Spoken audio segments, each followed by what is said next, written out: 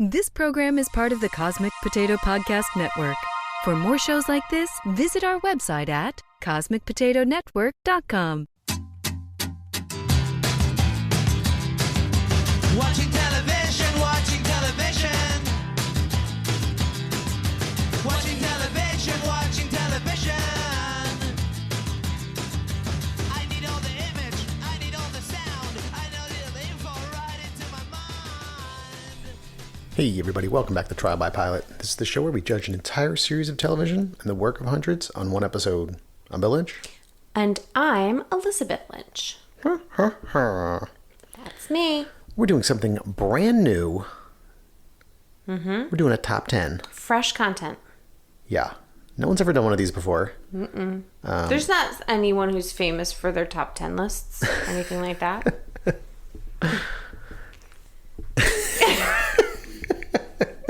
Classic Dave Letterman joke. It took me a minute. I was like, yeah, I mean, lots of people Very do top relevant. 10s. Yeah. We thought, if you've been listening for 3 years to the show, you probably want to know, what are Bill and Elizabeth's favorite shows? And you're probably wondering, because a lot of times Bill will just say to Elizabeth, all right, why don't you just, at the end of this, we're trying to fill time, give me your top 10 dramas. And I'm like, I don't know. Give me time. So he did. He told me starting last week, maybe we could make this list. So we're going to be going from 10 to 1. Now, I didn't rank it. You didn't rank it? That's what a top 10 list is. Yes, but I apologize, this is harder folks. for me. I don't... All right, go ahead. Keep going. You better have these ranked. All right, fine. I'll start with my number 10. It is HBO's Westworld. This is one of 2 shows on my list that are still airing. That's still airing? Yes. Westworld? Yeah. It's in between its 3rd and 4th season. And I just saw that they were filming, I think, in New York recently. It's this far down because I don't think the 3rd season was as strong, but the first 2 were fantastic, especially the 1st season. I just loved so much good acting and writing and a total mindfuck.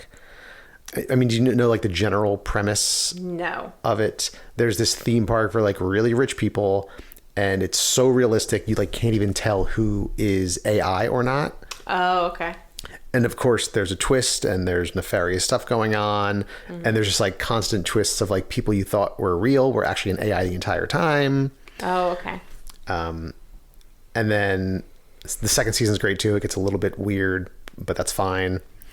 And then the 3rd season at times devolved into just shooting a lot of guns, which happened in the first 2 seasons too, but it was just a little bit much. But overall, great show. Westworld, my number 10. All right, my number 10. You're going to give me such shit for my 10, 9, 8, I think. But I'm going to go with Murder, She Wrote as my number 10. Okay.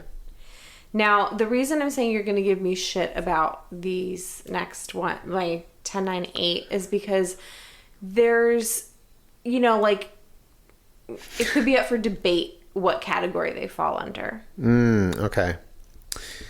Is it a dramedy? Is it a drama? Okay. I had a couple like that, but I was looking it up and it was on enough lists where I'm this isn't just a true comedy. There's Sure. a straight comedy. Yeah. So I'm gonna go with Murder, She Wrote. It's just classic nostalgia for me. It's started my love of the genre. I like a little camp with it. There's definitely certainly some dramatic elements. I just, if you've listened to this podcast, my love for Angela Lansbury and Jessica Fletcher and Cabot Cove and all of that. And I feel like it is a big part of me. When I think of me, I think Murder, She Wrote. Great. I think it's a character trait or something. Okay. That's my number 10. Well, I can guess what one of the other two is, I think. Okay. But I'll start with my number 9, The Leftovers, another HBO show. I almost put this on my list. It was a really great, that's a really great show. Yeah, great show, a real thinker. Yeah. Yeah, I mean, I think there was like a character or two that I really didn't like. Maybe that knocks it down a little bit. It was very strange, and I both love and hate the ending. Oh my gosh, I don't even remember it now. I mean, you just never find out anything. Yeah. I mean, Yeah. someone tells you that they found something, but my interpretation was she really didn't. Yeah, what a crazy, weird show that was. Yeah. But The Leftovers, my number 9. All right. My number 9, I'm going to go with Sex and the City. Okay. I know that it probably doesn't, if you watch now, I don't think it ages particularly well. I know that, like, ending with, like, the last movie that they made kind of left the series, like, the whole, like, thing you mentioned, it's, like, kind of a joke because that movie was so terrible. But that doesn't take away for how really fantastic and awesome that show was at the time. And I don't know, just what I felt like it did for me as a young person, like just kind of like sparked my interest in like fashion. Having a lot of and, casual sex. Yeah, lots of casual sex. I don't know, just fashion and like this lifestyle that was like kind of new and, just different to me. Because I was young. I was in like college. I mean, I think I was in high school when it came out, but I don't think I finished watching it really until college, after college. I don't know. But it's a great show. It really is like some fantastic. I know it's not your favorite, but it's like. I mean, I've barely watched any of it, so. Yeah, it's not your thing. I will be putting in a formal request right now. I'm not even going to say request. We are going to be watching And Just Like That when it comes out in December. I don't know what that HBO. is. That's like the sequel to the series. It's like another series. It's like a spin-off series. With those same women? Yeah, everyone but Samantha. Oh my. Do you not follow the... Oh my God. No, clearly not. We're definitely following different Instagram accounts. Yeah. Well, she's too busy doing Filthy Rich on Fox. Yeah. Also, there's a lot of drama. Oh. She didn't want to come back. So anyway, And Just Like That is the spin-off series on HBO. And so I will be insisting that we watch it. Is that a 30-minute show or a 60-minute show? Sex and the City. 30 minute. 30 minute? Interesting. Yeah, these are borderline choices. Although I know. Now that you framed it the way you did, there were shows that like I didn't even think of, like didn't even pop into my mind as dramas, but that are like definitely dramedies that I probably would have in my top 10. They're probably coming up on your list, so I'll discuss them. I'll discuss them when we get there. Oh shit! I just realized I left a show off that I of my comedies. I don't know where. Next time. I know. All right, number 8, Killing Eve. Again, almost put this on my list. So this is the second of the shows on my list that are still airing, also in between seasons 3 and 4, I think, right? Yeah. And actually very similar to Westworld. The last season wasn't quite as good, but the first few seasons, especially that first season, man, it was just so different and unique. And yes, Sandra Oh is fantastic, deserves all of the accolades. Jodie Comer was fucking transcendent. I know. In that first season and throughout this entire show, like she's so good. Yeah. So good. This was hard for me to not put it on the list because I agree with you. I really think it's so good. But the last season that we watched, I really disliked. I didn't so much dislike the stuff with Villanelle's character, like the story with her family, but I just didn't think it was as strong as the other ones. Yeah. And I just couldn't put it on my list for that reason. It was the same thing with I mean, I'll just say it, like, I wanted to put Peaky Blinders on my list for the first 2 seasons alone, but I couldn't because I just stopped watching it. Yeah. And so it's like, I don't even know what the show is anymore. But, like, that first season was, like...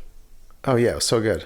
Fucking amazing. Yeah, I had Peaky Blinders on my, like, almost made it list, but we never finished it. So, like, there were a bunch of shows, like, Peaky Blinders, Deadwood, Vikings, My Brilliant Friend. Like... Oh, yeah. They were all great, but, like, I didn't finish any of them. Right. Because for whatever reason, like... I lost interest, or I didn't think it was as good as it once was, or, you know, I was busy doing something in life, you know? Same with Dead to Me. I was like, I really loved the first season of Dead to Me. I didn't love the second season, so it was like, I just can't. You got to have more than one good season to get on my list. Exactly. Big Little Lies. Yeah. But I hated the second season. Yeah. So it's just, it's too bad because I think they really were like that good. Yeah. What is your 8? Is it Psych or Monk? No. Oh, no. Okay. Downton Abbey. Oh, okay. I briefly considered this. I love Downton Abbey. Yeah. I went back, I was thinking about it. I was like, you know what? That was like such a staple. Like we had to watch that every week. We sat down and watched it. It was like, and some of these shows, like that feeling of like needing to watch it every week before everything was like a bingeable streaming thing. Right. I love Downton Abbey. Oh, yeah. It was on PBS, right? Yeah. It's just like, there was like a time for it, like a ritual. Yeah. Have some tea at night and watch this. Like, I just... Yeah. I feel like if it had been like half as long as it actually was, maybe it would have made my list. I mean, the later seasons were just... It was always just a soap opera, but the later seasons, it was really, really bad. Yeah. But like the ratio was better than like some of the other ones, the other shows that we mentioned, because there were more seasons. Sure, yeah. All right. Number 7.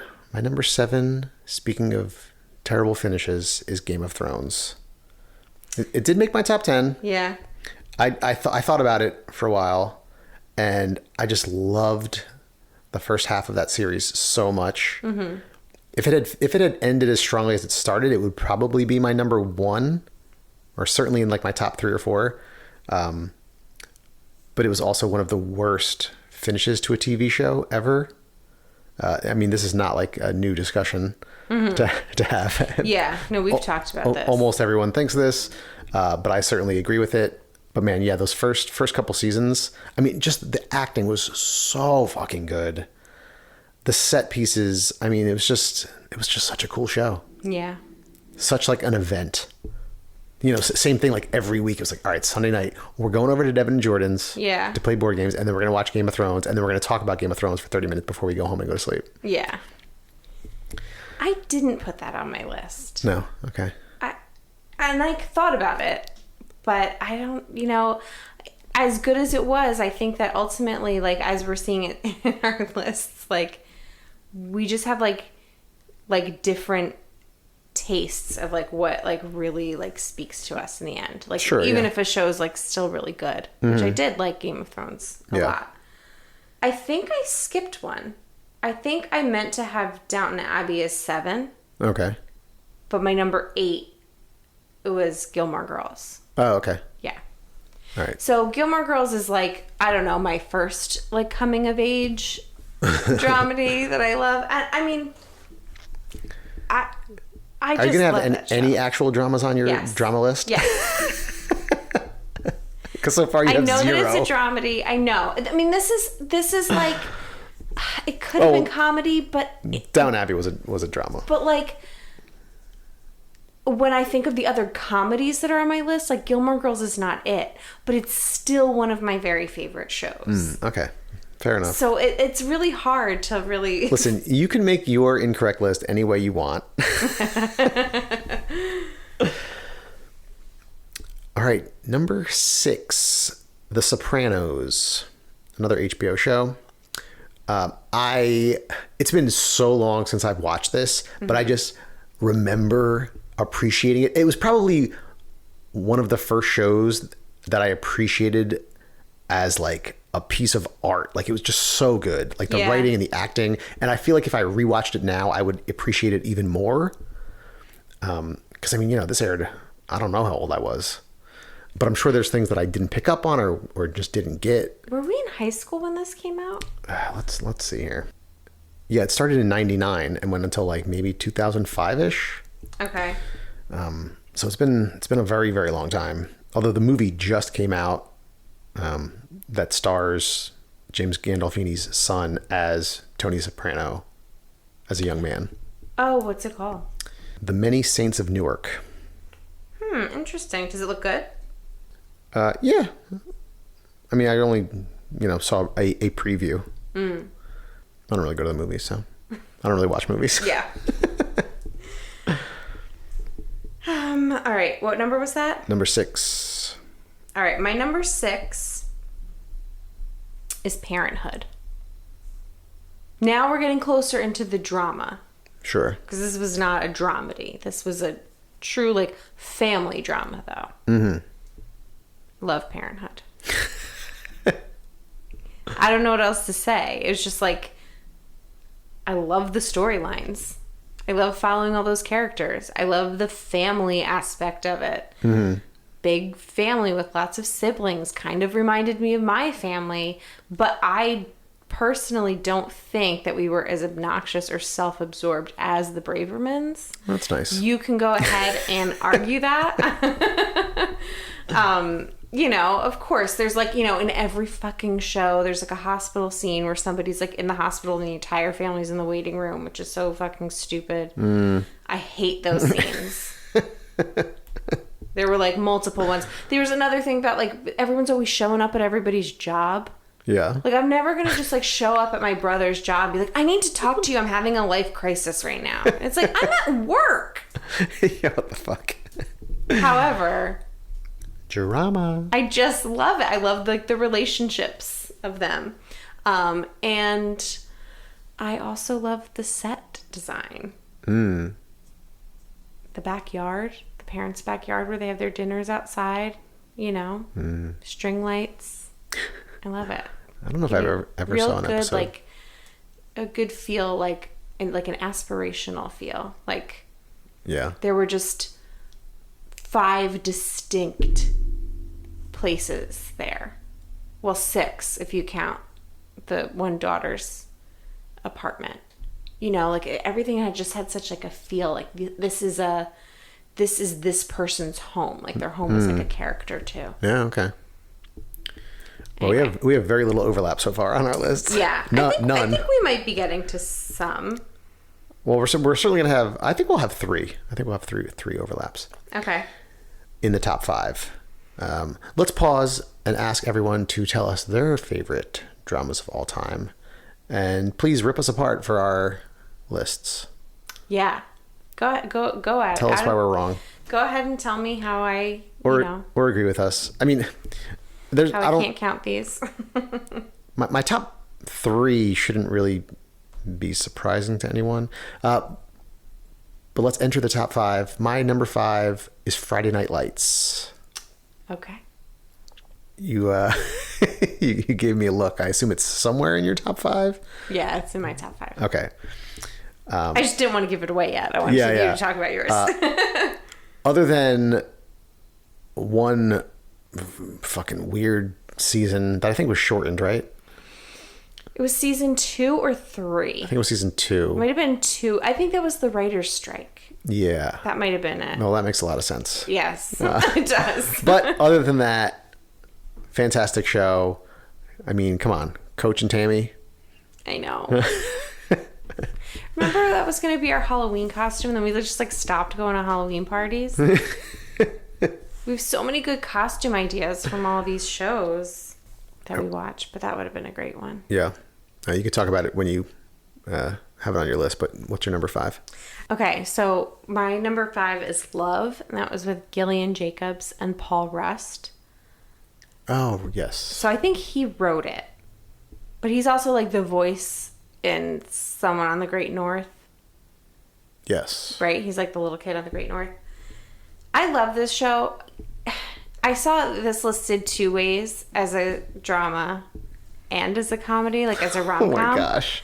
I don't consider it a comedy. Like, yes, it was funny. There was a lot that was really funny. To me, it was more of a drama and the dramatic relationship between these two people. Okay. And I really loved it. It was like 3 seasons. I was really sad when it was over. I just wanted to keep watching it. And sometimes I wish that it was still on and that I could keep watching it. I thought Gillian Jacobs was so good in it. And like, she's such a jerk in it in the beginning. And Paul Rust is like, you know, he's like the nice guy. But like, he has those moments in there too where like, he's a total dick about stuff. Like, you know, like, where like nice guys just like, you know, they're nice so they can kind of get away with the stuff they say. And he like says some like really hurtful things to her that like she doesn't deserve, even though she's kind of like a fuck up. You know what I mean? Like Yeah. And I just really love the way they played with that relationship because I think they really, you know, did love each other. And I just wish the way it ended was good. I just wanted more. And so I feel like that's a sign of a really good show when you're not like, okay, Yeah. good, that was a satisfying ending. Like, I just want to know more about them. So I really recommend that show, and I think you would like it a lot too. I would watch it again with you happily if you wanted to ever watch it. Yeah, sure. Put it on the list. It's only like I mean, I think 80 shows down. it's only 30 minutes. So it could be one of our, you know, No, maybe. bad shows. Maybe. All right, so we're entering the top 4. Okay. My top 4 are like in a different class as far as I'm concerned. Like, my top 4 are clearly my top 4. Like, the other ones don't even touch them. Okay. And I could argue for any one of these being my number 1. Mm-hmm. So I have them in order, but like I could easily mix them up Switch on a them up. different day. Okay. These are like the greatest Okay. as far as I'm concerned. So number 4, Better Call Saul. Okay. I'm pretty sure I can like predict your top 4 right now. I'm sure you can. Yeah. I'm sure you can. Well, why don't you try to guess my top 3 after you go. But Better Call Saul, spin-off to Breaking Bad. It has way less action. It's a total character study of this guy, Saul Goodman. I mean, Bob Odenkirk is so fucking good. I mean, the cast is incredible, and his on-again, off-again girlfriend in the show, Kim Wexler, is not an actress that I've ever seen in anything before. She is fucking incredible. Yeah. Like, talk about all-time great performances. She's so good in this show. And the entire time, I mean, you know where this character ends up, and you know, like, his relationships with these people in the show are not going to end well, one way or the other. And so this whole time, your heart's just like breaking, and like it's just tense this whole time as you're waiting for the next shoe to drop. But it's fantastic. Yeah. Fantastic. Is this something you could watch separately from Breaking Bad? Or do you really need to have that world before? I think that you can, and I think most of it would still play fine. I mean, you know, it's great acting and writing, and a really well executed, well produced show. So, I mean, on that front, you'd be fine. But, you know, every season starts with a scene of Saul Goodman, like present day, like after the events of Breaking Bad, just to show you where he is now. And like, there's a little mini storyline, so you're not really going to understand why that's happening. Okay. And I mean, a lot of the characters in the show you see later, so you have that context for knowing where their characters are going. So I don't know. I think you could, and I think you could still really enjoy it and appreciate it. Ideally, you probably want to watch both. Okay. Well, I know that you want me to. All right, so I kind of like have a similar, I mean, I don't feel as strongly about these 4 in the same way you're talking about your top 4, but like the order of them, or at least between 3 and 4, could be switched. Okay. I think. So my number 4 is Friday Night Lights. Okay, nice. Oh, we were pretty close. Yeah. 4 and 5. I love that show. It's great. Yeah. We watched it really late. Like that wasn't a week-to-week one. That's one that we binged, and it was just like, Yeah. we gotta watch more. I just love that one. I mean, I don't really know what else to say about it. I just thought that some of the that's one of those shows where like there are some performances in there that I was just like, ugh, Yeah. like enough, you know, like That's why just like annoying to me. Yeah. But and like some storylines that were just dumb. I'm just like, this wouldn't happen. But like I really love Coach and Tammy, and I really love Tim Riggins. Like, I know you do. I'm not just hot for him, which I am, but like my heart, like, I don't know. Just like he doesn't have a mom, like, you know, his parents aren't around, and he's just like, he and his brother are just taking care of themselves, and like he's really good at heart, like all of that, like classic like stuff that like girls shouldn't, all that problematic shit.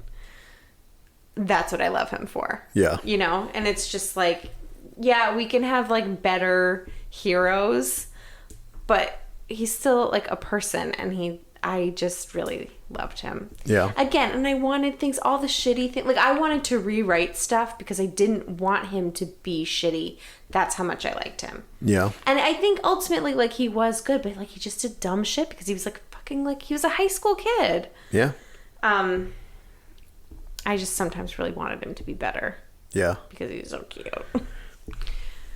Yeah, great show. I mean, your criticisms of like some of the performances and that second season and some of the storylines is why. I mean, it's still my fifth favorite show of all time. Like, I love it, but that's why it's like separated from this pack of four that I think are just like on another tier. Yeah. I'm gonna predict your top three. Okay. And I think I'm gonna get them in the right order. Okay.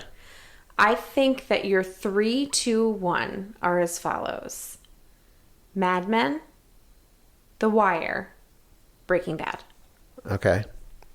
So my number 3 is Mad Men. I'm guessing this is on your list as well. Mm-hmm. It was so good. I mean, so many great performances. Like, holy shit. You know, Jared Harris. He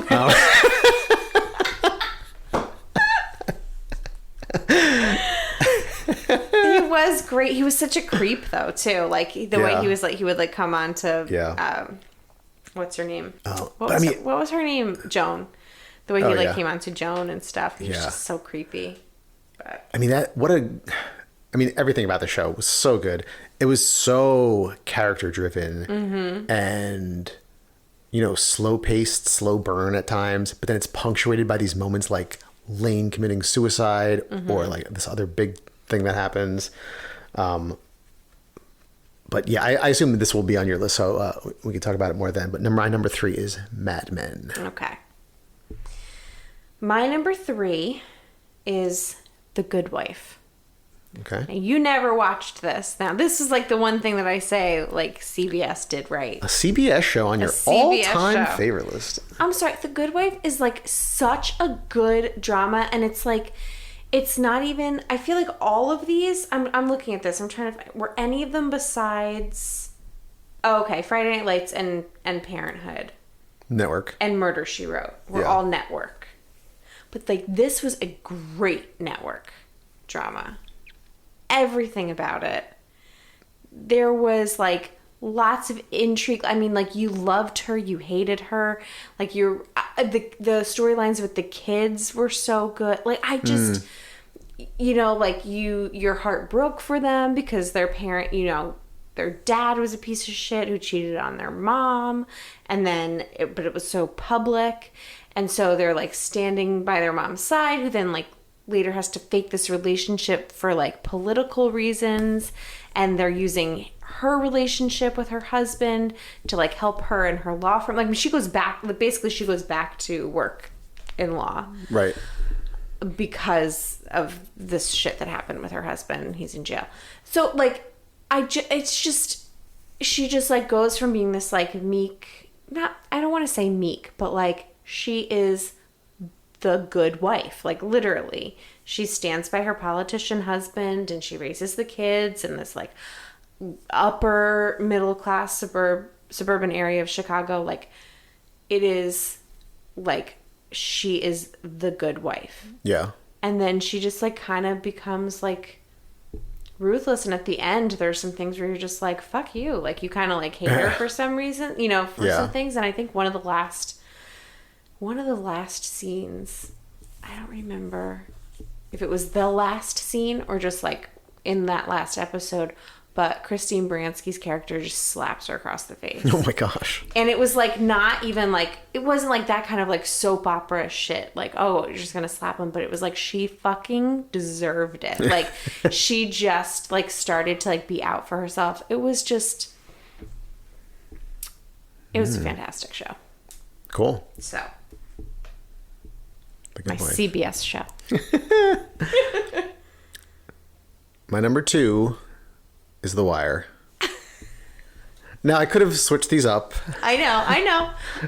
But I knew how your brain was working, and I knew that I was going to be right. So my number 2 is also The Wire, by the way. Oh, I was going to say, so I know your top 2. Yeah. So we watched this way late. Like, way late. Yeah. 2016 is when we started it. Yeah. Because I remember it was after Billy was born. And we would watch it late at night when, like, I would be nursing him on the couch. And we'd watch The Wire. And he'd, like, fall asleep to The Wire. And it was just, like, he was so brand new. Like, we really binged this. Like, we, like, kind of tore through it. He was so brand new that it was, like, I wasn't worried about screens or anything. And he was, like, facing my boob. He wasn't paying attention. You know, like, but it was just, like, I remember being like, oh my God, there's like gunshots and like bad words and all this stuff. But like, it doesn't mean anything to this like infant. Like he doesn't know what any of it is. Like, yeah. And I remember there were some times where, you know, like we had this schedule worked out in like the first like couple of months where like you would take him from like 8 o'clock or so, and I can't remember if it was like after, like maybe I would feed him and then like you would take him and maybe like put him to sleep or just carry him and bounce him while he cried, like whatever it was. You had him like from like 8 o'clock to like midnight, and I would go in and sleep. Right. I slept for those 4 hours because I had him pretty much the rest of the night. And I remember there was like one time where you like put him down to sleep and you're like, all right. And I was like, all right, let's watch one more. And you're like, are you sure? Like you should be sleeping. Like he's sleeping now. Because you would just like keep him, I guess, like he would be sleeping and then like his first wake up or something, like whatever it was, you were like with him. Yeah. And I was like, no, I want to watch another one. Like it was like that kind of like, where it was like so crazy. Cause it's like, hello, woman with a 3-week-old baby. Like you should go to bed. Like, yeah, I mean, what a fantastic show. The performances by just about everybody. I mean, like Omar Little, played by Michael K. Williams, Idris Elba, Stringer Bell. Michael B. Jordan was in the first season. yeah, he was.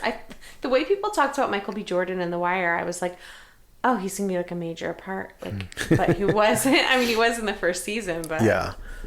Avon Barksdale, Marlo Stanfield, Bubbles. I mean, there's just so many iconic scenes. R.I.P. Michael K. Williams. I know. Yeah. That's really upsetting. We like just saw him in Lovecraft Country. Yeah, he was good in that too. Which I also wanted to put on my list, but I was like, it just was one season. Like there were certain things that I felt like I hadn't fully digested yet. I couldn't like put it on my list. Yeah. You know? Man, just some of the all-time greatest characters on television. And shittiest. Oh, yeah, like sure. personalities, not like bad acting. Yeah, I mean, second season decidedly the weakest of the 5. Yes. But, man, just a great show. I mean, this aired in 2002. That's so crazy. Yeah.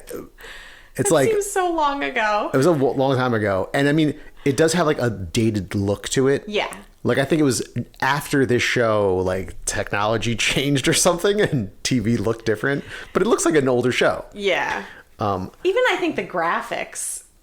Oh, yeah, everything about it. You know. But, man, even in... I don't remember if it was the first episode where Jimmy and Bunk are at that crime scene and they don't say a single word but fuck the entire time. Yeah. it was just like so funny and poignant. And I remember reading an article about that scene. Oh, really? About how like the director wanted to like poke a little bit of fun at like the 1,000 cop procedurals that are on TV where they need to talk about everything, and it's just a bunch of exposition. Like Law and Order. Yeah. Every scene you're just talking to the viewers. And like people aren't fucking dumb. That's not how a cop would talk. Like they would just walk around the crime scene. If they found something, they would say "fuck." Right. Like yeah. There's no like quippy little like anecdotes in there, you know.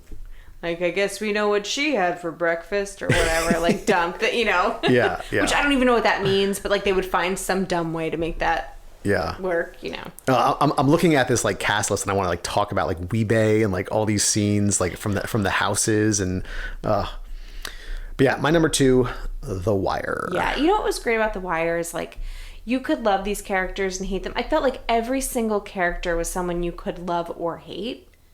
Yeah. And like just really like feel for them, like especially the season with those kids. I mean, like that one fucking broke my heart. Like, yeah. Actually, don't even know if you could like hate any of those kids because they were they're children, and I think that's why that broke my heart so much. Is like it kind of really showed like how good kids how people get into this life. It's like as children.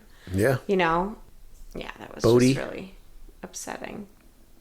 Which one was Bodhi? Bodhi was the one that killed Wallace, but then got killed in the last season. Oh, yeah. Yeah. Oh. Yeah, like he was like a little kid, but like still a villain in the first season. Yeah. And then by the end, you're like, oh man, Bodhi got killed. Yeah. Was that your number 2 as well? Just heartbreaking. That was my number 2. Okay. Yeah. Yeah. I love that show. I don't think I ever want to watch it again, though. Oh, really? I mean, maybe I would. It's just like it's a hard one to watch. Yeah. Yeah. I mean, and it would take a huge chunk of time, but I would love to at some point watch it again just because it was so good. My number 1, predictably, Breaking Bad. I know that's like so cliche. It's like everyone's favorite show, but there's a reason. It was great. Bryan Cranston was fucking fantastic. Every character, Vince Gilligan's writing. I mean, there's nothing I can say that hasn't been said a million times, but it really was a fantastic show. I mean, the tension in like every scene was incredible. Like no other show I've ever watched.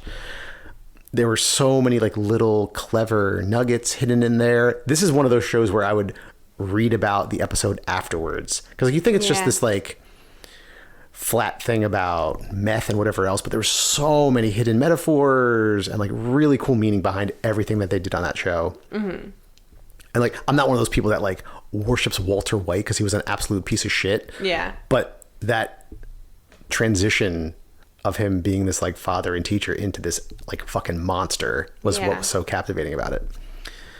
So yeah, Breaking Bad. Wow. Do I know you or do I know you? You know me. But I mean, honestly, those top 4, again, swap them around. You can convince me. Yeah. I struggle even between Breaking Bad and Better Call Saul, which like when Better Call Saul started, no one was ever thinking it would be that good. Yeah. Like as good as Breaking Bad. And like on the right day, I could argue for Better Call Saul is the best show, Interesting, because that was your 10. What? Your number 10. What was? Better Call Saul. No, it was my number 4. Wait, what was your number 10? Westworld. Anyway, I don't know what I was thinking. I should mention, I said earlier on that only 2 shows were still running, Westworld and Killing Eve, but Better Call Saul is still running as well. Oh, okay. There's still one more season. Well, my number 1 is Mad Men. I had a feeling. I just, again, it's one of those things. It's like, not that I want to apologize, although I feel like I've apologized for every single show I've mentioned on here. Just for fear of being judged by everyone. But like, I get it. Everybody loves Mad Men, especially like white girls in their 30s. Like, like this is like, this was like our time. This was our show. Yeah. We pick out pieces of furniture.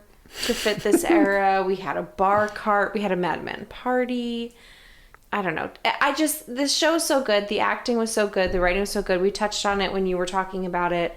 But I like really think it has some of the most iconic like images. Like when I think about like different scenes, I mean, lines that I could repeat. My favorite is like when he says, "That's what the money is for." That was your ringtone for a while. You never said thank you. That's what the money is for. No, I wanted it to be. I couldn't figure out a way to like isolate it and like record it. Oh, I thought you did it. Okay. No, I don't think I could like set it. I'll try it again. Don Draper was such a jerk, but also like, the anti-hero kind of thing. Yeah, yeah. Peggy, what an icon she ended up being. Like, oh my gosh. That last scene where she fucking, like, I mean, that's all, I mean, that Halloween costume has been done. Yeah. To death, but like, I would still do it because it is like the best Halloween costume you could ever have. Where she's, if you don't know what I'm talking about, it's like when she's leaving, when she's finally like, what did it end up being called in the end? Whatever, the agency. When she leaves the agency in the end. Sterling Cooper Draper Price. Yeah. She's got like her box, her file box full of stuff, and it's got her like picture of like a woman fucking an octopus in it, and like she's got a cigarette hanging out of her mouth and her glasses, and she's just like, yeah, peace out, bitches. I mean, that show changed fashion for our entire generation. Especially... Yeah? You think... Oh, especially for men? Oh, yeah. Yeah. Oh, yeah, totally. Definitely. You don't think That Thing You Do did it? Because don't forget, That Thing You Do came out first. Okay, well, I'm going to say it was Mad Men. Okay. Change like the whole suit and skinny tie look, haircuts, I mean, everything. I mean, like you talked about, like furniture, just like the whole style. Yeah. Totally our entire generation. Well, like we talked about when we were talking about the Wonder Years, like that whole era is so romanticized by like a certain, Yeah. group of people. And I think we fit that demographic for sure. Even though like they only like touched on, I think they only touched on race like one time. Like at one point, like Don Draper's assistant, or like his secretary, now she'd be called an assistant, but at the time, a secretary was black. Yeah. Right? Yep. So there is like this one little scene where they show like, some microaggressions like towards like the 2 or 3 black women that work there in the kitchen. But like other than that, they don't really, like they just like suggest it, where I feel like if the show were coming out now, like it might be like a bigger theme or something. Yeah, I mean, I think, they went through the years there, and like, I don't remember what big event was going on, and that's the year like they introduced those characters. I thought they talked about it a little bit. They did. It was just a very overwhelmingly white show. Oh, yeah, sure. And they probably like, I think that was like a time, it wasn't even that long ago, where it was like that didn't matter to people. It was like, this is what I see. This is how I see this story. Like, this is how I'm going to tell it. Right. And, we might want, they touched on like feminism and sexism and stuff in The Office, but probably could do a little bit more, which is why I like the Wonder Years being told the way it is, because like they're able to like look at that. Right. That side. But so would you rewatch Mad Men? Yes. Before The Wire and before you watch for the first time Breaking Bad? Yes. Oh my gosh, whatever. I really fucking love that It's only the 3rd best show of all time. It's not even first or second. What? Mad Men. Mad Men's my first. I'm kidding. It's my 3rd. All right, everybody. That was our top 10 dramas of all time. Again, tell us what we got wrong, or maybe you could agree with us. They might agree with us if you want. Some of it. Yeah. Let us know. Let us know how many of our shows are on your list. And join us next week when we'll be talking about something else. If you have suggestions on shows for us to watch. How's that for a teaser? Wow. You got to tune in to find out. If you have suggestions on shows for us to watch, you can email us at trialbypilot@gmail.com. You can go onto Facebook, Instagram, and Twitter at Trial by Pilot, and go onto Apple Podcasts, Stitcher, Spotify, subscribe to the show, leave a review, and tell a friend. And thank you to the Beats for providing our theme music. Thanks, Beats. Watching television, watching television. Watching television.